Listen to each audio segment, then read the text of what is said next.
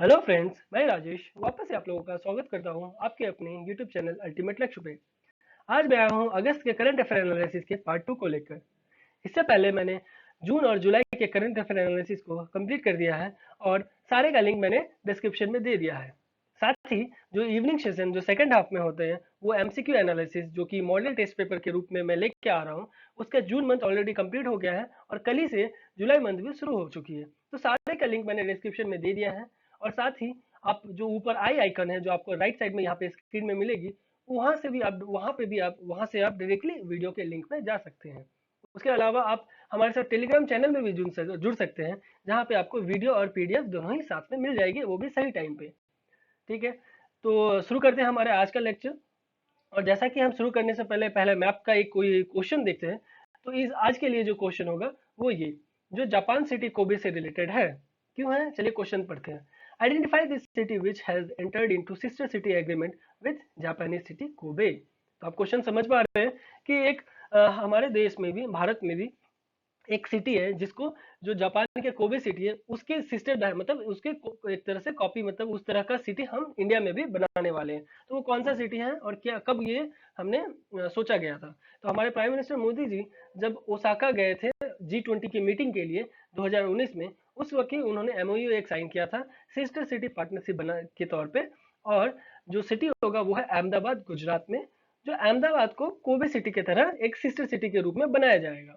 ठीक है, तो ये कोबे सिटी कहाँ पे, जापान के इस एरिया में, जो कि बगल में ओसाका है। ओसाका जहाँ पे G20 मीटिंग हुई थी। और इधर हो गया टोक्यो, जो ये आप देख पा रहे हैं, ये जापान के कैपिटल। और यहाँ पे हो गई वो कोबे सिटी और ओसाका सिटी। इसके अलावा हम अगर जापान को अपने इंडिया के मैप में अगर कंपेयर में देखना चाहेंगे, तो ये हो गया जापान। और इधर हो गया हमारा प्यारा देश भारत। उसके अलावा ये चाइना, ये म्यांमार, ये सब तो स्टेट से आप, जो हमारे नेबरिंग कंट्रीज, इससे तो आप रूबरू होंगे ही। इसके अलावा जापान के आसपास में है नॉर्थ कोरिया, साउथ कोरिया, ये हो गया रशिया। और लास्ट लेक्चर में हमने अच्छे तरीके से देखा था, यहाँ पे एक बहुत ही इंपॉर्टेंट सिटी है जो कि फार मतलब ईस्ट इकोनॉमिक फोरम का व्लादिवोस्तोक, जो कि रशिया हर साल मतलब करवा रहे हैं। तो यहाँ हमारे प्राइम मिनिस्टर जी विजिट किए थे, तो ये भी सिटी बहुत इंपॉर्टेंट है जो कि रशिया में आता है। और बस इसके अलावा आप देख सकते हैं सी ऑफ जापान है, यहाँ पे येलो सी है, ईस्ट चाइना सी है। तो ये सारे जो सी मतलब है, ये भी बहुत इंपॉर्टेंट होता है। जब भी आप कुछ मैप पॉइंटिंग करते हैं तो इन सभी को भी देख लिया करिए, ताकि आप और भी ज़्यादा अच्छी तरीके से रिलेट कर पाएंगे। क्योंकि आप भी ऐसा फील करेंगे जब आप किसी अपने दोस्त या रिलेटिव के घर 2 या 3 बार चले जाते हैं फिजिकली, तब आपको ऐसा लगता है कि आपको इजीली वो रास्ता याद है। बट आपको मैं ओरली अगर बोलूँ आपको ऐसे ऐसे जाना है, तो आप कल एक दिन चले जाओगे, दूसरे दिन आपको जरूर कंफ्यूजन आ जाएगी कि किस रास्ते से किधर लेफ्ट लेना है, किधर राइट लेना है। ठीक है, तो हम शुरू करेंगे। उससे पहले देख लेते हैं गुजरात मैप को भी, मतलब जो अहमदाबाद है जिसको हम सिस्टर सिटी बनाने वाले हैं कोबे सिटी के, तो उसके रिलेटेड भी हम जान जाते हैं। क्योंकि ये रहा हमारा अहमदाबाद सिटी, और ये रहा गुजरात एरिया। आप जान रहे हैं अच्छी तरीके से, ये हो गया गुजरात स्टेट का पूरा फिजिकल मैप। और ये एक तरह से आप यहाँ पे रिवर्स भी देख पा रहे हैं। जो इंपॉर्टेंट रिवर्स है क्या है, साबरमती रिवर काफी इंपॉर्टेंट है, Mahi river, Narmada river, Tapti river. और ये चारों के चारों रिवर जो है क्या वेस्ट फ्लोइंग रिवर्स है। हमारे देश में वेस्ट फ्लोइंग रिवर्स बहुत ही कम है, तो इसलिए ये सारे रिवर्स बहुत ही इंपॉर्टेंट है हमारे स्टैटिक पॉइंट ऑफ व्यू से भी। और इसके साथ ही ये साबरमती रिवर काफी फेमस हो गया, क्योंकि जो डोनाल्ड ट्रंप है, यूनाइटेड स्टेट्स के जो प्रेसिडेंट था, जब वो इंडिया विजिट किए थे हाल ही में, तो ये साबरमती आश्रम से लेकर, और ये अहमदाबाद के जो स्टेडियम है, जो मोटेरा स्टेडियम, जो सबसे बड़ा वर्ल्ड का स्टेडियम बन चुका है, तो ये सब चीज को लेते हुए ये अहमदाबाद सिटी काफी इंपॉर्टेंट बन चुका है हमारे इस साल के लिए। किसी भी मतलब क्वेश्चन से रिलेटेड, तो हम इसको अच्छे तरीके से जान लेते हैं।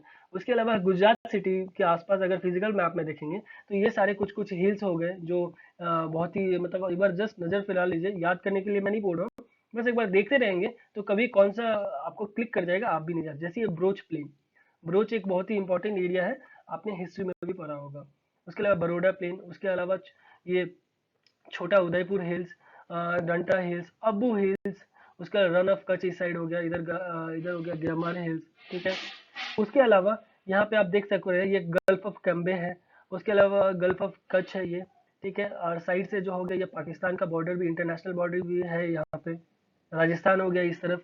और ये जो गुरु शिखर है, जो सबसे बड़ा मतलब कहा जाता है, जो सबसे 1722 मीटर का जो हिल है, वो भी गुरु शिखर इसके गुजरात के पास में ही है। ठीक है, इधर हो गया मध्य प्रदेश, इधर दादर है नगर हवेली हो गया।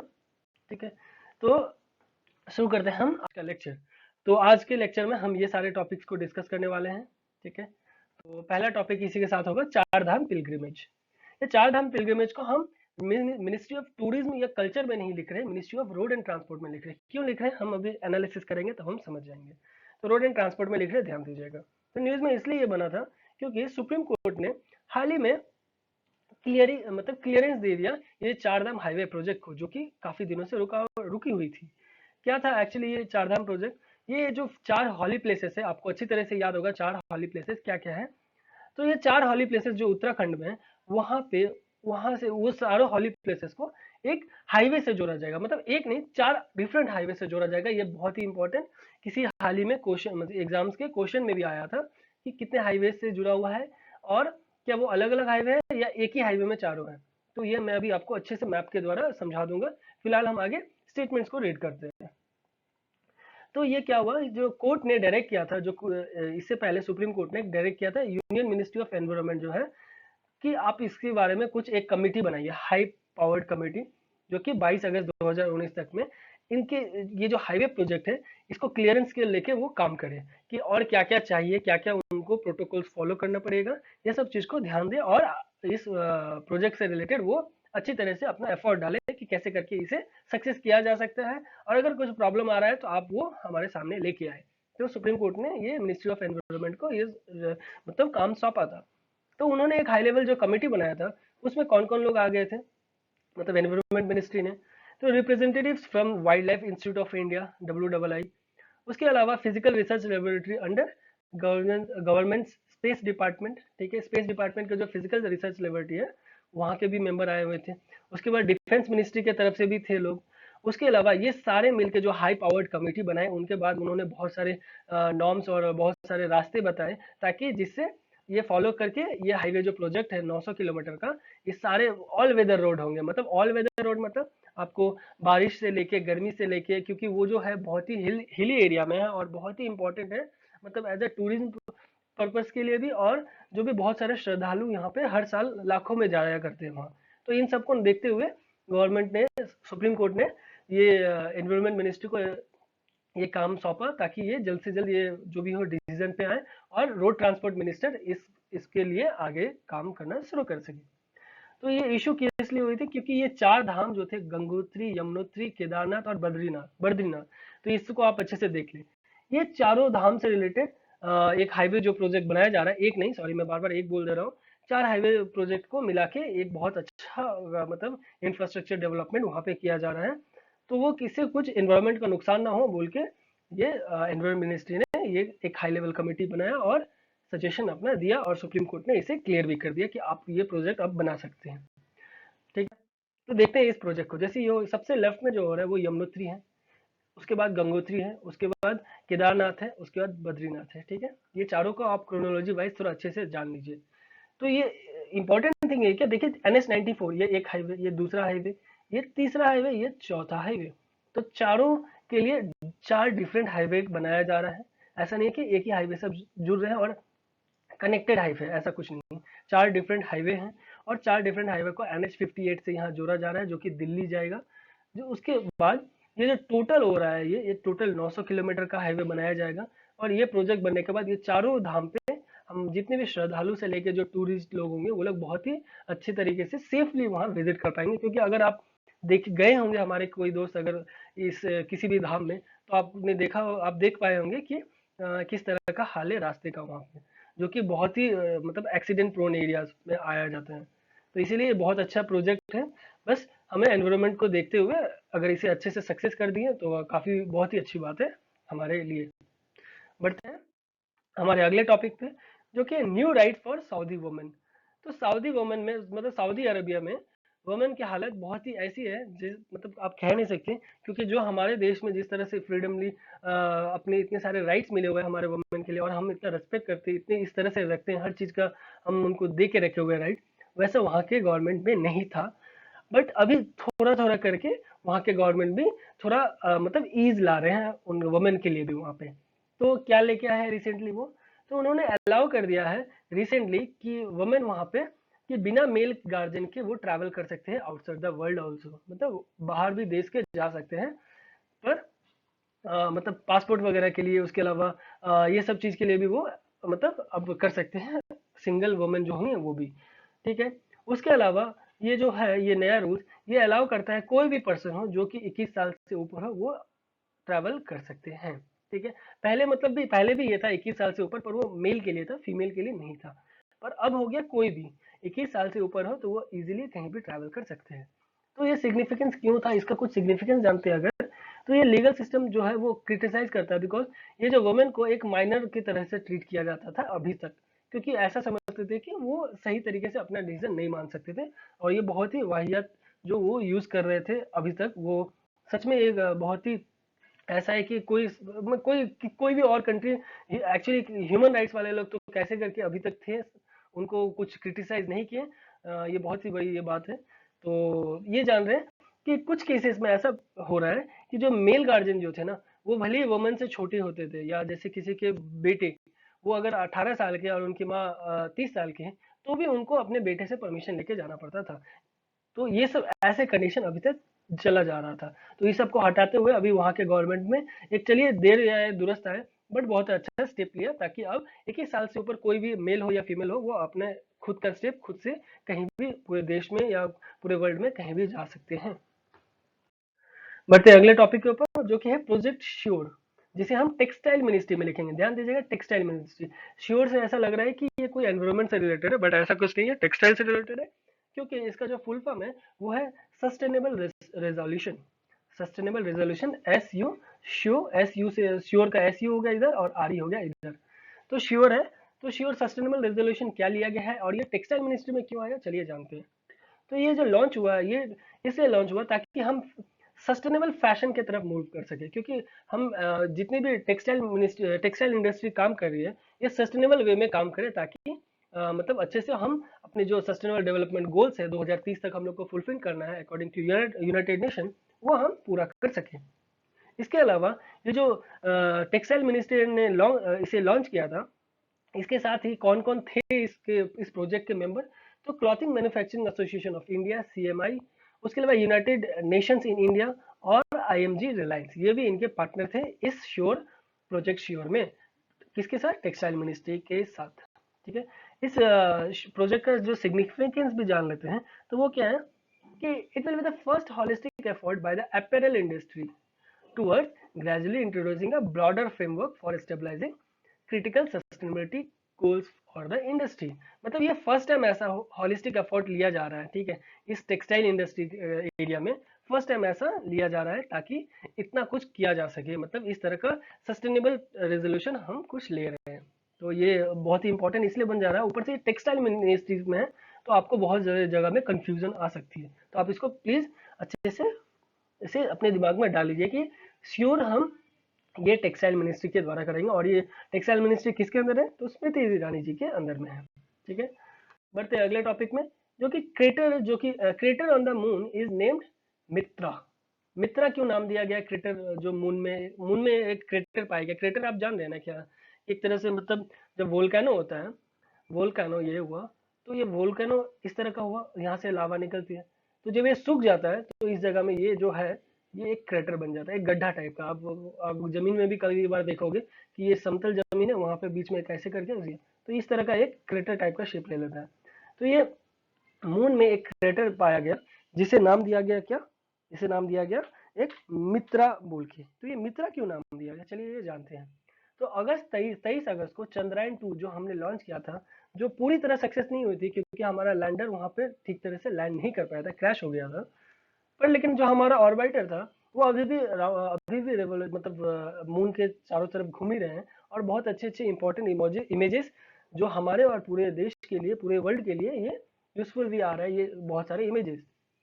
तो ये सारे इमेजेस को के तहत एक एक क्रेटर को पाया गया जिसको मित्रा नाम दिया गया है।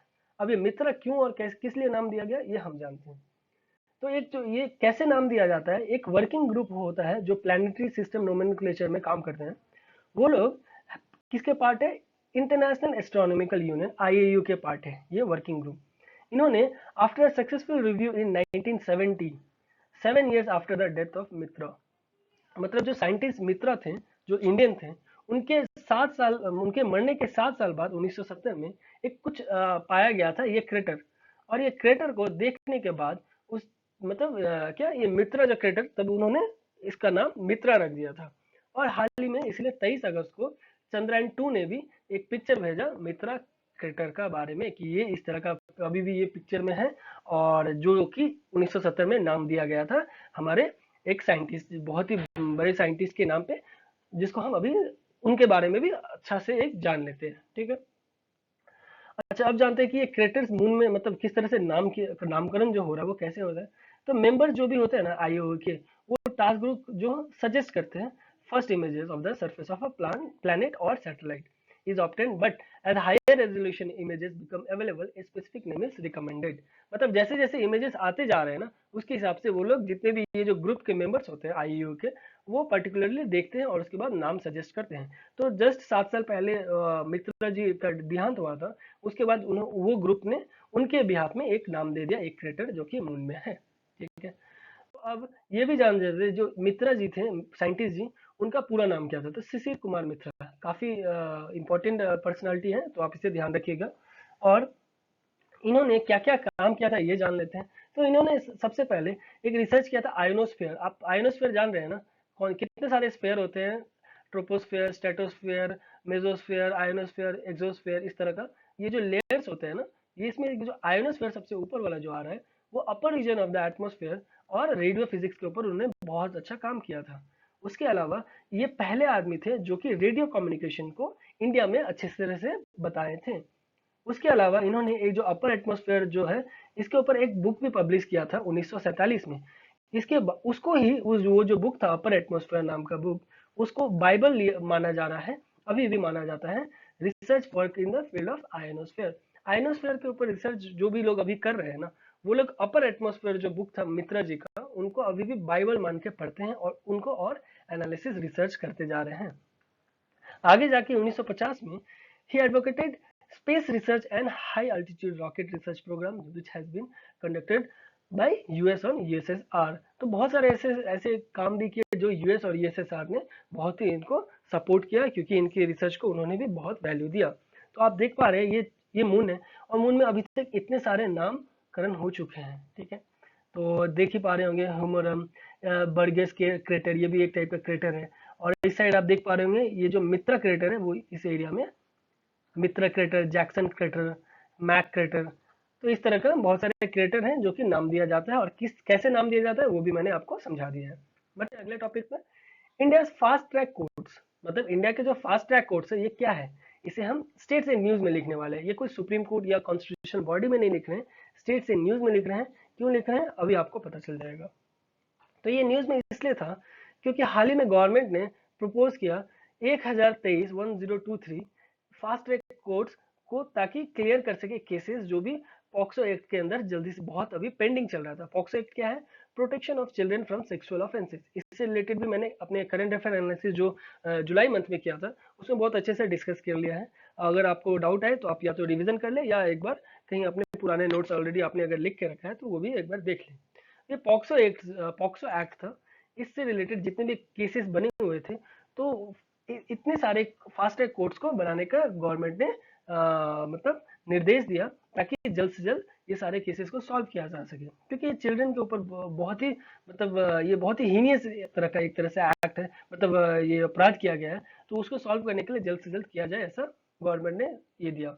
उसके अलावा उस ए फ्यू वीक्स अगो, मतलब कुछ दिन पहले जो गवर्नमेंट ने ये आदेश दिया, उससे पहले ही सुप्रीम कोर्ट ने भी ये इशू किया डायरेक्शन, ताकि जो भी डिस्ट्रिक्ट है ना, जो कि जहाँ पे 100 से ज्यादा केसेस है पोक्सो एक्ट के, उनको जल्द से जल्द स्पेशल कोर्ट भी बनाना पड़ेगा, ताकि जल्द से जल्द ये सारे केसेस को सॉल्व करें। किसी भी डिस्ट्रिक्ट में अगर 100 से ज्यादा केसेस है तो उनको जल्द से जल्द बनाया जाए। ये सुप्रीम कोर्ट ने भी कुछ दिन पहले दिया, और उस कुछ दिन बाद जाके गवर्नमेंट ने भी ये fast track court 1023 fast track court बनाने का भी निर्देश दे दिया।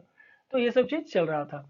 अच्छा, आप जानते हैं ये फास्ट ट्रैक कोर्ट्स जो इंडिया में, इससे रिलेटेड थोड़ा जान लें, तो ये क्या है कि जो फर्स्ट टाइम ये जो फास्ट ट्रैक कोर्ट लाया गया था वो 2000 मतलब ईयर 2000 ईस्वी में लाया गया, 2000 साल में लाया गया था। ठीक है। उसके अलावा जो भी ये मतलब इस जो गया मार्च 2019 का लास्ट है, उस वक्त तक total 581 FTC operation in the country, मतलब टोटल 581 फास्ट ट्रैक कोर्ट्स हमारे कंट्री में है अभी भी। उसके साथ ही जो अप्रोक्सीमेटली है लगभग 6 लाख पेंडिंग केसेस है, वो कि सिर्फ उत्तर प्रदेश में है। तो आप अंदाजा लगा पा रहे होंगे तो पूरे हमारे देश में कितने सारे केसेस पेंडिंग होंगे, जिसमें से ये पाया गया है कि 56% ऑफ द स्टेट्स और यूनियन टेरिटरीज मिला के, जैसे कर्नाटका, मध्य प्रदेश और गुजरात, उनके पास तो अभी तक एफटीसीज है ही नहीं। और ये गुजरात जो कि हमारे मोदी जी और अमित शाह जी का गढ़ है, वहां पे भी ये अभी तक एफटीसीज नहीं है। ये बहुत ही बड़ी मतलब आश्चर्यजनक बात है, क्योंकि इतना देर से, इतना दिनों से ये 2000 से चल रहा है ये फास्टैग कोर्ट्स लाने का निर्देश, फिर भी अभी इस सारे स्टेट्स में पालन नहीं किया गया, टोटल 56%। तो इस पे बहुत ही गंभीरता पूर्वक ध्यान देना होगा हमें और मतलब हमारे गवर्नमेंट को। बढ़ते अगले टॉपिक की तरफ, जो कि है inter state river water disputes amendment bill. तो इससे पहले ये रिवर वाटर डिस्प्यूट्स तो मतलब इस तरह का जो और मतलब काउंसिल था, ये तो चल ही रहा था। अभी इस बिल्स में एक अमेंडमेंट लाया गया, तो इसलिए हम इसको इंपॉर्टेंट एक्ट्स में लिख रहे हैं। ठीक है। तो न्यूज में ये इसलिए था कि लोकसभा ने हाल ही में ये जो वाटर डिस्प्यूट अमेंडमेंट बिल है, इसे 2019 में पास कर दिया। ये बिल में क्या अमेंड करना चाह रहा है, ये बिल अमेंड करेगा जो मतलब inter state river water dispute जो कि एक्ट है 1956 का, उसको अमेंड करेगा 2019 में। तो काफी पुराना ये बिल था। तो अभी के प्रेजेंट मतलब जैसे जैसे चेंजेस एंड मतलब सिनेरियो हो रही है, उस हिसाब से चेंज करना भी बनता है। तो चलिए देखते हैं क्या हुआ इस बिल का फीचर्स को। तो इस बिल में जो 2019 में लाया जा रहा है, इसमें क्या क्या वो लोग ला रहे हैं, डिस्प्यूट रिजोल्यूशन कमेटी। एक डिस्प्यूट रिजोल्यूशन कमेटी का गठन करेंगे। मतलब अब दो लोगों के बीच झगड़ा हो रहा है, तो एक हम कहते हैं कि थर्ड पार्टी अगर अच्छा हो तो वो आसानी से झगड़ा सुलझा सकता है उन दोनों के बीच का। तो इसलिए इस तरह का कमेटी का, ऐसा कमेटी का गठन होगा, ताकि वो जल्द से जल्द जो भी प्रॉब्लम उनके बीच चल रहा है, उनको जल्द से जल्द अच्छे तरीके से पीसफुल मैनर में मतलब जल्द से जल्द वो भी परमानेंटली कोशिश किया जाएगा, ताकि उसको सॉल्व किया जा सके। और जो इसके जो मेंबर होंगे ना, वो होंगे रेलेवेंट फील्ड के, जो कि डीम्ड फील्ड बाय, जो कि सेंट्रल गवर्नमेंट के द्वारा बनाया जाएगा उनके मेंबर्स को। और वो जो जो ट्राइब्यूनल होंगे, उस कंपोजिशन क्या क्या हो सकते हैं, तो consist of a chairperson, vice chairperson and not more than 6 nominated members, जजेस ऑफ द सुप्रीम कोर्ट और हाई कोर्ट। मतलब जो भी जजेस ऑफ द सुप्रीम कोर्ट और हाई कोर्ट के होंगे, उसके 6 मेंबर से ज्यादा नहीं होंगे। और साथ में मतलब जो चेयरपर्सन और वाइस चेयरपर्सन भी होंगे। और ये जो जजेस होंगे वो सीजीआई यानी चीफ जस्टिस ऑफ इंडिया जो हमारे हैं, वो उनके द्वारा ये नॉमिनेट किया जाएगा कि 6 जजेस हैं, या तो हाई कोर्ट या सुप्रीम कोर्ट के जजेस को वो नॉमिनेट करेंगे इस ट्राइब्यूनल के लिए। ठीक है। तो उसी के साथ इससे जो 1956 का जो एक्ट था, जिसमें कुछ ड्रॉबैक्स हमारे हमें और हमारे गवर्नमेंट को पाया मतलब मिला था, जिसके वजह से उन्होंने अमेंडमेंट करके 2019 का बिल लाया, तो उसमें क्या क्या कुछ डिस्प्यूट है वो थोड़ा देख लें। तो it is not fix any time limit for resolving river water dispute. मतलब कोई टाइम लिमिट ही वो लोग ने फिक्स नहीं किया था कि कब तक ये डिस्प्यूट को सॉल्व करना है, 2 साल, 5 साल, 10 साल तक कोई एक डिस्प्यूट चले ही जा रहा था। उसके अलावा ये जो एडजुडिकेशन था बाय ट्राइब्यूनल, इसका भी कोई टाइम लिमिट नहीं था। मतलब टाइम का तो कुछ था ही नहीं, चले चलो चले चलो चले चलो चल रहा है। उसके अलावा जो द रिवर बोर्ड्स एक्ट था 1956, उनको suppose to facilitate the inter state collaboration over state resource development remained a dead letter. मतलब ये जो रिवर बोर्ड था, ये एक तरह से डेड लेटर बन गया था, इनका जो भी डिसीजन था। तो ये इस तरह से तो काम नहीं बनने वाला था ना, इस तरह से डिस्प्यूट कैसे रिजॉल्व होगा। उसके अलावा कोई भी कॉमन फोरम था ही नहीं किसी के बीच में, ताकि वो कोई डिस्कशन करके स्टेट गवर्नमेंट्स को एक जगह में लाके सोल्यूशन किया जा सके। मतलब ये सोल्यूशन ओरिएंटेड नहीं था ये 1956 एक्ट। ये बस एक चले जा रहा था कि हाँ हमारे पास कुछ है सोल्यूशन के लिए, वो कर दिया जाएगा, पर कब तक होगा कोई कुछ ठीक से जान नहीं, उसके लिए कुछ था नहीं। ठीक है। बढ़ते हैं अगले टॉपिक में, जो कि सीबीआई ऑटोनॉमी। सीबीआई भी काफी रहा था न्यूज में, स्पेशली वेस्ट बंगाल और आंध्र प्रदेश के से रिलेटेड। तो पिछले 2 साल से ये चल रहा है, इलेक्शन से पहले, इलेक्शन के बाद भी। तो जानते हैं कि ये क्यों था न्यूज में। तो इससे पहले इसे हम ये जान लें कि इसे हम ministry of personnel public grievances and pensions वाले सेक्शन में लिखने वाले हैं। क्यों लिखने वाले, क्योंकि ये सीबीआई का पेरेंट बॉडी है। ठीक है। अब ये न्यूज़ में क्यों था, क्योंकि जो उस वक्त के जो चीफ जस्टिस रंजन गोगोई जी, जिनको अभी राज्यसभा का मेंबर मान लिया गया है, बना दिया गया है, तो उस वक्त उन्होंने रिकमेंड किया था एक comprehensive legislation to make the CBI function as a efficient impartial investigative agency. मतलब उनको एक तरह से वो मतलब क्या, एक तरह से कठपुतले की तरह ना यूज करे, मैंने उनका बोलने का मतलब वही हुआ कि जो सेंट्रल गवर्नमेंट यूज कर रहे हैं उस तरह सा ना हो, इनको एक इंडिपेंडेंट इम्पार्शियल इन्वेस्टिगेट करने के लिए उनको छूट दिया जाए। ठीक है, तो आखिर में प्रॉब्लम्स क्या है सीबीआई से रिलेटेड, जो कि हमारे देश का सबसे नंबर वन एजेंसी बोला जाता है, फिर भी उनको उनसे रिलेटेड काफी प्रॉब्लम्स है। क्यों है? क्योंकि सीबीआई के सीबीआई को पूरी की तरह पूरा डिपेंड होना पड़ता है स्टाफिंग से रिलेटेड होम मिनिस्ट्री के ऊपर। ठीक है, होम मिनिस्ट्री जो भी मतलब आईपीएस वगैरह जो भी होते हैं ना, वही तो इनके मेंबर्स बनते हैं आगे जाके। और उसके अलावा जो भी मतलब लॉयर्स होते हैं ना, उनको लॉ मिनिस्ट्री के ऊपर डिपेंड होता है। मतलब जो भी सीबीआई के अंदर लॉयर्स होंगे वो लॉ मिनिस्ट्री के ऊपर डिपेंड होते हैं ताकि लॉयर्स मिल सके। उसके अलावा जो सीबीआई होते हैं उनको आईपीएस ऑफिसर्स के डेपुटेशन जो पोस्ट के जो होते हैं वो लोग ही इनको हैंडल करते हैं। और हम जानते हैं कि आईपीएस ऑफिसर्स को कौन उनका मतलब पोस्टिंग से लेकर उनके सैल मतलब सारी चीज को कौन हैंडल करते हैं, तो सेंट्रल गवर्नमेंट करते हैं। तो इनडायरेक्टली तो सारी चीज सेंट्रल गवर्नमेंट के कंट्रोल में आ गया ना, तो इसीलिए कहा जा रहा है कि सीबीआई को ऑटोनॉमी देना जरूरी है। और इसके साथ ही कि जो सीबीआई को डिपेंडेंस होना पड़ता है स्टेट गवर्नमेंट के ऊपर भी। क्यों? ताकि हम जानते हैं कि जो ये जो मतलब स्टेट गवर्नमेंट जो होता है उनका जो इन्वेस्टिगेट जो करेंगे वो टारगेट होता है मतलब if another great constraint on the CBI is the dependence on state governments for invoking its authority to investigate cases in the state। क्यों? क्योंकि पुलिस जो है एक स्टेट सब्जेक्ट है, पुलिस एक स्टेट सब्जेक्ट है, और कॉन्स्टिट्यूशन मतलब कॉन्स्टिट्यूशन के हिसाब से पुलिस एक स्टेट सब्जेक्ट है। इसलिए सीबीआई को क्या फॉलो करना पड़ता है? Code of criminal procedure, CrPC.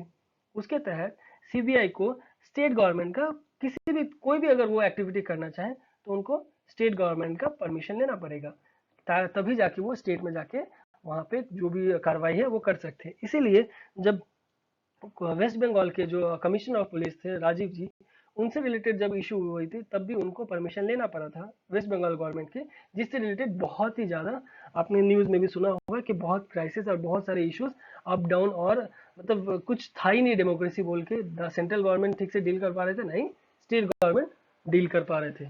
ठीक है, उसके बाद देखा गया, ठीक है, उसके बाद फिर क्या हो रहा है कि इसका जो जुरिस्डिक्शन है वो मिनिस्ट्री ऑफ पर्सनल है। मतलब आपने देखिए एमएचए है इसमें इन्वॉल्व। ठीक है, इसके अंदर कौन है? MHA, ministry of home affairs. उनको आईपीएस वगैरह जो भी पुलिस फोर्स है वो मतलब दे रहे हैं। उसके अलावा जो जो भी जो लॉयर से रिलेटेड वो मिनिस्ट्री ऑफ लॉ दे रहे हैं। उसके अलावा ये टोटली इनका जो जुरिस्डिक्शन है वो किस में आता है? मिनिस्ट्री ऑफ पर्सनल में आता है, सॉरी।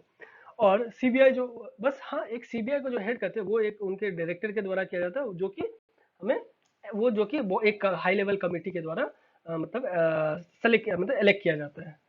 उसके अलावा सीबीआई जो है वो फर्स्ट एजेंसी है जो कि इन्वेस्टिगेट करप्शन से रिलेटेड, और मतलब ये 1941 में बनाया गया था करप्शन से रिलेटेड डील करने के लिए। उसके अलावा जो कि 1941 क्या 6 साल पहले हमारे आज़ादी से पहले, यानी ब्रीफली ब्रिटिश ने इसे क्यों बनाया था?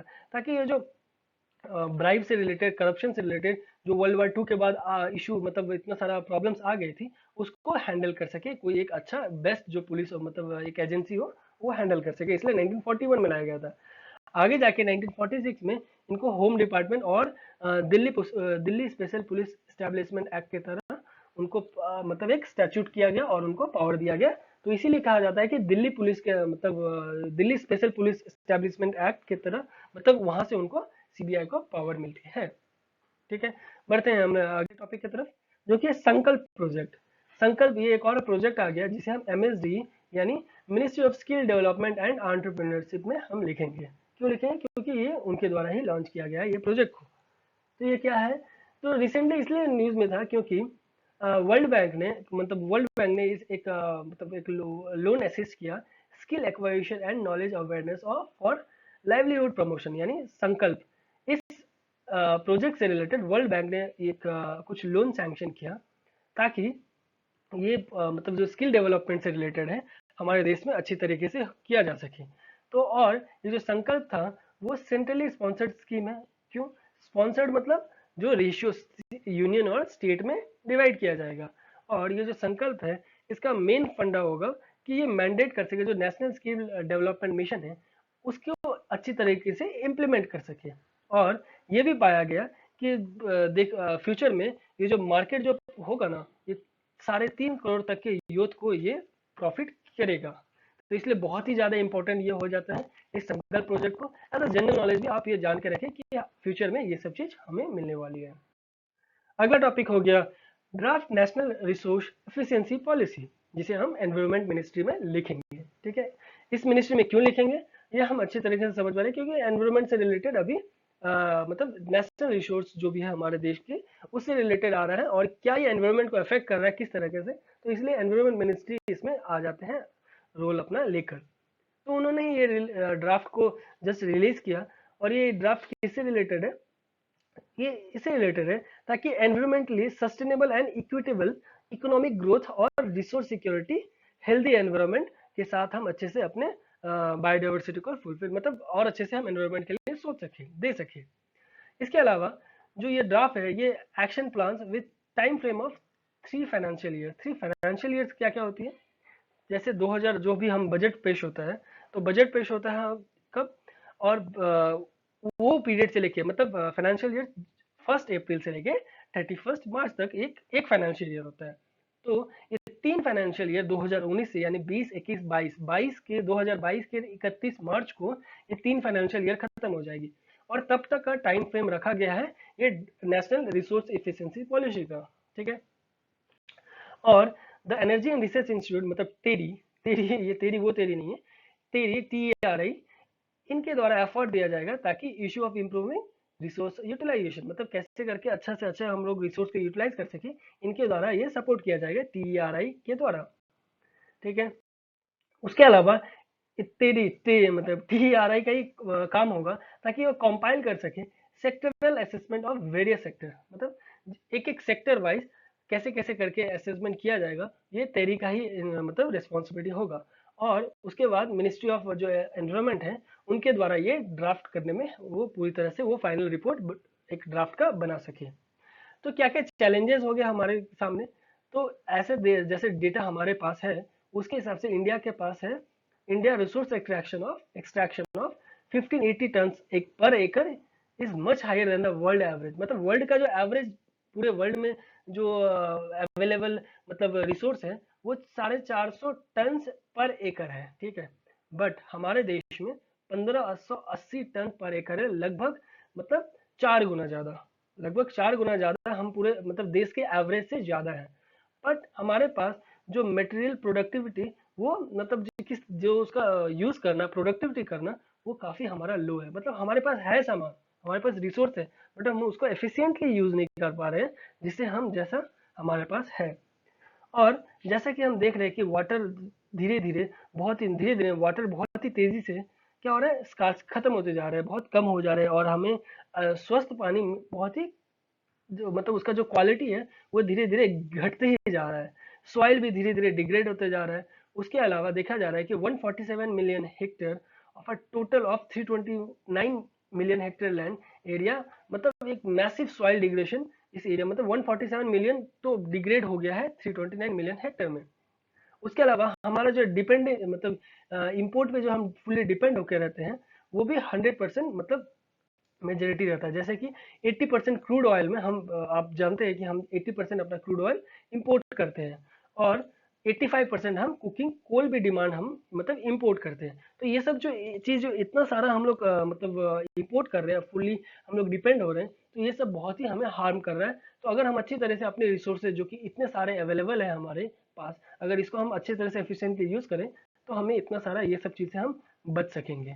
ठीक है, उसके साथ ही जो कंट्रीज का जो रिसाइकलिंग रेट है वो हमारा है 20 से 25%। और जो कि दूसरे देशों जो जैसे डेवलपिंग देश हुए यूरोप की, वो लोग जो रिसाइकल करते हैं वो 70% तक अपने सारी चीज़ों को अच्छी तरीके से रिसाइकल करके वापस से यूज़ कर रहे हैं। तो ये सब चीज़ हमें बढ़ाना होगा, जो कि हमारे देश का सिर्फ 20 से 25% है जो कि हम रीयूज करते हैं। उसके अलावा कुछ हम जानते हैं रिसोर्स एफिशिएंसी की स्ट्रैटेजी, मतलब स्ट्रैटेजी ऑन रिसोर्स एफिशिएंसी, किस तरह का स्ट्रैटेजी लिया जाएगा इस रिसोर्स एफिशिएंसी के बारे में। तो NITI Aayog in collaboration with European union, ये ध्यान दीजिएगा, नीति आयोग थे जो कि यूरोपियन यूनियन जिनका 70% है मतलब रिसाइकलिंग करने का रेट, उनके साथ हम नीति आयोग ने कोलैबोरेट करके और एक टीम बनाया। उसके बाद उन्होंने कुछ स्ट्रैटेजी मतलब बनाया है, और जो कि first policy document is to emphasise resource productivity in the country. मतलब फर्स्ट पॉलिसी उन्होंने बस ये प्रिपेयर कर लिया कि कैसे करके वो रिसोर्स प्रोडक्टिविटी पे काम करेंगे। साथ ही इन्होंने इनके जो स्ट्रैटेजी है उनको sustainable product procurement SSP as a as an action agenda which will be the market transformation tool to transfer to a resource efficient economy। ठीक है, उसके अलावा इट इज मतलब क्या, develop the recommendation of from the Indian resource efficiency programme IREP, जो कि ministry of environment के द्वारा लॉन्च किया गया था कब, 2017 में। तो ये एक तरह से जो एफिशिएंसी है वो उन्होंने उस वक्त भी एक डिमांड किया था और बोला था कि इंडियन रिसोर्स पैनल एक 2017 में बनाया जाए और इस तरह का रिसोर्स के रिलेटेड हमको करना है। और अभी आके नीति आयोग ने, यूरोपियन यूनियन जो कि बहुत ही मतलब अच्छी तरीके से अपना रिसाइकलिंग कर रहे थे, उनके साथ एक स्ट्रैटेजी बनाने का प्लान किया और अच्छे से वो कर भी लिए और हम उनके ऊपर काम भी शुरू कर दिए हैं। बढ़ते हैं अगले टॉपिक की तरफ, जो कि national urban livelihood mission, DNANULM। ठीक है, उसके बाद ये DAY क्या है, दीनदयाल उपाध्याय, और उसके अलावा NULM क्या है, नेशनल अर्बन लाइवलीहुड मिशन, जो कि हम अर्बन अफेयर मिनिस्ट्री में लिखेंगे। क्यों था न्यूज में, क्योंकि जो ये जो लाइवलीहुड मिशन है इसमें मतलब इनको एक प्रेस्टिजियस कोच अवार्ड गवर्नेंस का मिल गया। कुछ साल क्या, पिछले साल ही वेस्ट बंगाल को उनके कन्याश्री जो योजना है उनसे रिलेटेड कोच अवार्ड मिला था। फिर इधर 2000 मतलब इस साल क्या हुआ, ये जो लाइवलीहुड मिशन है इनको भी एक प्रेस्टिजियस जो स्कोच गवर्नेंस अवार्ड होता है ये मिल गया इनको। तो ये क्यों मिला, क्योंकि ये जो लाइवलीहुड मिशन है इसमें एक portal for affordable credit and interest subvention access यानी पैसा, इन्होंने बहुत ही अच्छे तरीके से इसे मतलब लागू किया और बहुत ही अच्छे से मतलब लाभ भी पहुंचाया एक आम जनता तक, जिसकी वजह से इनको ये स्कोच अवार्ड मिला। तो ये आखिर था क्या, तो ये सॉरी मैंने दीनदयाल उपाध्याय बोला, ये दीनदयाल अंत्योदय योजना है। ठीक है, और जिसको हिंदी में राष्ट्रीय शहरी आजीविका मिशन भी कहा जाता है। तो ये जो मिशन था, इस मिशन के तहत क्या किया गया, 4041 मतलब 4041 स्टैट्यूटरी सिटीज एंड टाउन, उनको पूरा एंटायरली अर्बन पॉपुलेशन से भरा हुआ है। तो उनसे रिलेटेड हम कैसे करके कवरेज दे सकेंगे, एक अच्छे से अच्छे बेनिफिट से लेके सारे जो भी गवर्नमेंट के द्वारा स्कीम्स आ रहे हैं, तो वो एक पैसा पोर्टल के द्वारा हम कर रहे हैं, मतलब हमारे गवर्नमेंट करे जा रहे हैं। इस जो पैसा पोर्टल था इसको 2018 के नवंबर में लॉन्च किया गया था, और ये सेंट्रलाइज आईटी प्लेटफॉर्म है जो कि सिंप्लीफाई और स्ट्रीमलाइन करेगा किसको, interest submission under the mission, मतलब इंटरेस्ट सबमिशन होता है ना उसको ये अच्छी तरीके से अपने अंदर सबमिट करेगा इस मिशन के तहत। उसके अलावा ये ऑफर करेगा end to end online solution for processing payment monitoring and tracking of inter submission claims from banks on a monthly basis. ठीक है, और इसे जो डेवलप किया गया है वो इलाहाबाद बैंक के द्वारा किया गया। इलाहाबाद बैंक ही नोडल बैंक है, इसका बहुत ही एक स्टैटिक पार्ट है, इसे अच्छे से याद रखिएगा। तो इलाहाबाद बैंक हो गया नोडल बैंक, मतलब जो भी इस मिशन के तहत जो भी लोन से लेके कुछ भी दिया जाएगा ना, तो उसे इंटरेस्ट से लेके सारा सबमिशन आपको ये पैसा पोर्टल के द्वारा एक ही जगह में सब कुछ आपको मिल जाएगा। तो ये पूरा सेंट्रलाइज आईटी प्लेटफॉर्म के अंदर में आ रहा है, और वो भी सिंप्लीफाई वे में। तो आप एक बार मैं आपसे रिक्वेस्ट करूंगा, आप ये गूगल भी पैसा से रिलेटेड इसके वेबसाइट में जाएं और थोड़ा ऊपर नीचे करके देखें ताकि आपके दिमाग में छप जाएगी। बढ़ते हैं हमारे अगले टॉपिक की तरफ, जो कि है वर्ल्ड ब्रेस्ट फीडिंग वीक, जो कि 1 से 7 अगस्त तक मनाया जाता है। तो काफी इंपॉर्टेंट था, क्यों था इंपॉर्टेंट में अभी जानेंगे, और इसे हम इंपॉर्टेंट बॉडीज वाले सेक्शन में लिखेंगे, ना कि किसी डेट्स वाले सेक्शन में लिखेंगे। क्यों लिख रहे हैं, क्योंकि इससे रिलेटेड जो बॉडी है world alliance for breast feeding action, मतलब ये जो था ये काफी इंपॉर्टेंट और काफी मतलब इम्पॉर्टेंट बॉडी बन चुका है, क्योंकि WHO और यूनिसेफ के द्वारा भी इसे बहुत ही मतलब सपोर्ट किया जा रहा है। तो इसलिए देखते हैं इसके बारे में। तो ये हाल ही में 1 से 7 अगस्त 2019 में इसको बनाया गया, और जो इस बार का साल का फोकस था जो कि था protection, promotion and support of breast feeding. ठीक है, आप अभी बहुत सारे मतलब पब्लिक प्लेसेस में देख रहे होंगे कि एक स्पेशल एरिया दे दिया जा रहा है कि ब्रेस्ट फीडिंग से रिलेटेड अगर हो, जो भी माताएं उनको अगर यदि बच्चों अगर यदि कुछ ऐसा प्रॉब्लम या रो रहे हैं या उनको ब्रेस्ट फीडिंग करवाना है, तो वो उस एरिया में जा सकते हैं और वहाँ पे वो अपना इजीली अपना जो भी है बच्चे के लिए ख्याल रख सकते हैं। तो इस ब्रेस्ट फीडिंग वीक से रिलेटेड क्या क्या ऑब्जेक्टिव्स थी, ताकि अवेयरनेस फैला सकें कि पेरेंट्स को कि ब्रेस्ट फीडिंग कितना जरूरी है। माँ का दूध बहुत ही ज़्यादा बच्चों के स्टार्टिंग के जो 6 महीने होती है वो काफ़ी ज़्यादा जरूरी होती है उनके पूरे लाइफ में, जो आगे उनके फ़ायदा पहुंचाएंगी। उसके अलावा ये इनकरेज करता है, ये जो हमारे वीक में हम मतलब हमारा काम होगा कि हम इनकरेज कर सके पेरेंट को, ताकि ब्रेस्ट फीडिंग को ही अडॉप्ट किया जाए, ना कि किसी भी कंडीशन में आप कोशिश करिए कि ब्रेस्ट फीडिंग को ही दिया जाए बच्चों को। उसके अलावा इस अलायंस से रिलेटेड अगर हम जानेंगे तो ये एनुअली होता है, जो कि काम होता है कोऑर्डिनेट और ऑर्गेनाइज करना इस वीक को। और इससे रिलेटेड कुछ जानेंगे तो ये जो होता है ये एक्चुअली में ऑर्गेनाइजेशन जो कि है प्रोटेक्शन और प्रमोट और सपोर्ट तो कर ही रहा है। उसके अलावा मतलब Innocenti declaration 10 links for nurturing the future and WHO UNICEF global strategy for infant and young child feeding, मतलब इन सभी के भी जो रोल है इनके, मतलब ब्रेस्ट फीडिंग जो वीक हो रहा है इसमें इन सभी का भी रोल है, ताकि इसे अच्छे से पूरा किया जा सके। और ये जो डब्ल्यू है ये कंसल्टेटिव स्टेटस होते हैं with UNICEF and NGO of in special consultative status. तो ये यूनिसेफ और एनजीओ के लिए भी एक कंसल्टेटिव रहेंगे, ताकि वो अच्छे से अच्छे, क्योंकि ये 1 वीक का वो प्लान कर रहे हैं, उनके बाद ये बहुत सारे डेटा इनके पास रहेगा, वो डेटा के हिसाब से इनको अगर सजेस्ट करेंगे तब ये अपने हिसाब से बहुत सारे वर्ल्ड लेवल पे कुछ अच्छे अच्छे स्कीम से लेके कुछ अच्छे अच्छे प्रोजेक्ट्स लेके आएंगे, जहाँ पे बहुत ही मेल न्यूट्रिशन के शिकार बनते हैं बच्चे। ठीक है, बढ़ते हैं अगले टॉपिक की तरफ, जो कि है नेशनल एसेंशियल डायग्नोस्टिक लिस्ट, एनईडीएल, जिसे हम हेल्थ मिनिस्ट्री में लिखेंगे, क्योंकि डायग्नोस्टिक हेल्थ से रिलेटेड है, इसे हम हेल्थ मिनिस्ट्री में लिख रहे हैं। तो ये न्यूज़ में इसलिए था क्योंकि इंडिया ने पहला एनईडीएल फाइनलाइज कर लिया, जो कि आईसीएमआर के द्वारा किया गया है। ठीक है, तो की फैक्ट इससे रिलेटेड क्या है कि ये एनईडीएल जो है ना वो एम करेगा bridge the current regulatory system gap that does not cover all the medical services and in vitro diagnostic device, जो कि ब्रिज करेगा जितने भी है ना ये जो गैप मेडिकल जो कि मेडिकल डिवाइसेस और इन विट्रो डायग्नोस्टिक सर्विस, ये सारे को जितने भी गैप है, इसका इससे कुछ रिलेशन नहीं मिलता, उसका इससे रिलेशन कुछ नहीं मिलता, तो ये सब के लिए ये एक गैप ब्रिज का काम करेगा ये एनईडीएल। ठीक है, क्योंकि ये डायग्नोस्टिक लिस्ट एक बनाएगा जो कि आईसीएमआर के द्वारा बनाया गया है, और वो सारे जितने भी है अलग अलग डिफरेंट डिफरेंट एस्पेक्ट उस सबको एक ब्रिज से कनेक्ट करेगा। उसके अलावा इंडिया इसी के साथ पहला कंट्री बन गया जो इस तरह का कंपाइलेशन किया है लिस्ट का, मतलब एक लिस्ट के तौर पे, और इसी के साथ ये रिमोट एरियाज और विलेजेस में काफी फायदा पहुंचाने वाला है। और अगर हम इसके यूजेस को अगर देखते हैं तो ये मतलब ये एक्चुअली में जो विलेज विलेज है ना डिस्ट्रिक्ट लेवल पे, उसके उनको अच्छे से अच्छे फैसिलिटीज पहुंचाने में बहुत ही ज़्यादा हेल्प करने वाला है। और एनईडीएल जो कि builds upon the free diagnostic service initiative and other diagnostic initiative of the health ministry to provide an expanded basket for the of test at different levels of the public health system. वही जैसा मैंने बताया कि ये health ministry के द्वारा ये free diagnostic service के टाइप का, ताकि एक लिस्ट आपके पास रहेगा ब्रिज के तौर पे कि आप सबको अच्छी तरीके से रिलेट करके आप अच्छा फ्रेमवर्क में काम कर पा रहे हैं। इसका अब अगर बैकग्राउंड अगर यदि हम जानते हैं तो ये क्या करे, एक रेगुलेटरी फ्रेमवर्क फॉलो कर रहा है, drug regulation under the drugs and cosmetic act 1940 and drugs and cosmetic rules 1945।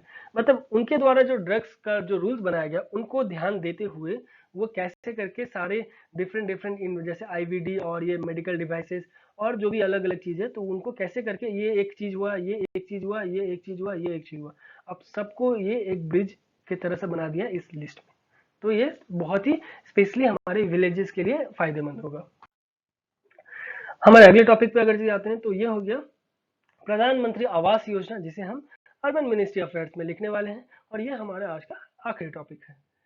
तो ये न्यूज़ में इसलिए था क्योंकि ये जो हाउसिंग मिनिस्ट्री मतलब हाउसिंग अर्बन अफेयर मिनिस्ट्री है उनको अवार्ड दिया जाएगा, मैंने दिया गया है, ताकि वो जितना जो बेनिफिशियरीज की है ना फर्स्ट टाइम ऐसा हुआ है कि रिकॉग्नाइज किया गया है इसने, मतलब कंट्रीब्यूशन ऑफ स्टेट और अर्बन, मतलब जो मिनिस्ट्री अर्बन अफेयर मिनिस्ट्री है उन्होंने रिकॉग्नाइज किया जो भी स्टेट और यूटीज और अर्बन लोकल बॉडीज के द्वारा मतलब सपोर्ट किया गया है इस प्रधानमंत्री आवास योजना के तहत, तो उनको रिकॉग्नाइज करने के लिए उनको कुछ अवार्ड्स भी दे रहे हैं ये अर्बन अफेयर मिनिस्ट्री, ठीक है। अब इस मिनिस्ट्री किस रिलेटेड, मतलब इस PMAY से रिलेटेड अगर जानते हैं तो इनको क्या हुआ, एक मिशन मोड एविएशन प्रोविजन जो कि इसलिए लिया गया है ताकि सभी के पास 2022 तक, मतलब 2022 क्यों लिया गया है, क्योंकि हमारा 75th एनिवर्सरी है हमारे इंडिपेंडेंस डे का। तो हम 2022 तक हम ये मान रहे हैं कि सभी को एक, मतलब सभी के पास अपना घर होना चाहिए, अपना पक्का का मकान होना चाहिए, इसलिए इस होप से हम ये योजना लाए हैं। और जो जो स्टेट और यूटीज और मतलब अर्बन लोकल बॉडीज हमें मतलब इस योजना के तहत मदद कर रही हैं, उनको हमारे मिनिस्ट्री ने अवार्ड देने का सोचा, उनके काम करने के शैली को देख कर, ठीक है।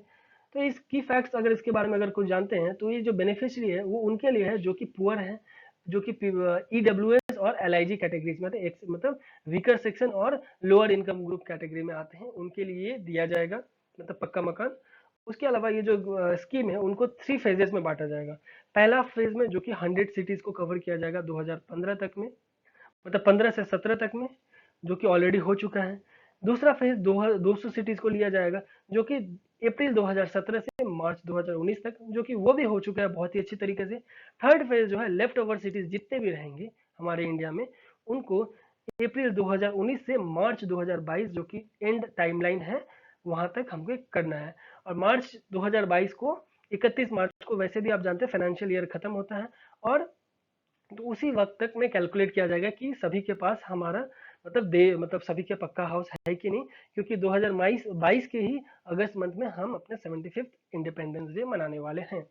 इसके साथ ही गवर्नमेंट जो है वो क्या करेगा, 6.5 इंटरेस्ट सब्सिडी देने का सोचे हैं जो दिया भी जा रहा है, और 15 साल तक वो आसानी से थोड़े थोड़े रकम देकर भी वो अपने लोन के EMI दे सकते हैं। तो इसीलिए ये बहुत ही लाभदायक है, और हमारे बहुत सारे देशवासी ने इसे अच्छी तरीके से यूज भी किया है, और ये अभी तक तो अच्छे से चल रहा है, और उम्मीद करते हैं कि 2022 तक हमारे गवर्नमेंट का जो सपना है वो भी हम पूरा करते हुए देख पाएंगे। तो इसी के साथ हम आज के लेक्चर को एंड करते हैं। उम्मीद कर रहा हूँ कि आपको हम मेरे लेक्चर बहुत अच्छे मतलब समझ आ रहे होंगे, और अगर कुछ भी किसी तरह का प्रॉब्लम लग रहा है तो प्लीज़ आप मुझे कमेंट बॉक्स में बताएं, मैं उसको जल्द से जल्द सुधारूंगा। और आप हमारे साथ बने रहिए, आगे और भी सीरीज आने वाले हैं। मेरा जो टारगेट है वो मैं जल्द से जल्द पूरा करूंगा, और इतना एश्योरमेंट आपको दे रहा हूँ कि मैं यूपीएससी का मैक्सिमम चीज आपको यहाँ आपको मिल जाएगा। आपको शायद ही किसी और वेबसाइट या शायद ही किसी मैगजीन को आपको फॉलो करना पड़ेगा, और जो लोग ऑलरेडी 1 साल में फॉलो कर चुके हैं तो आप रिविजन पॉइंट ऑफ व्यू से कर लीजिए कि अगर कुछ आपको छूटा हुआ लग रहा है तो आपको यहाँ पे मिल जाए। थैंक यू, धन्यवाद, अच्छे से रहिए, स्टे सेफ रहिए, और जय हिंद।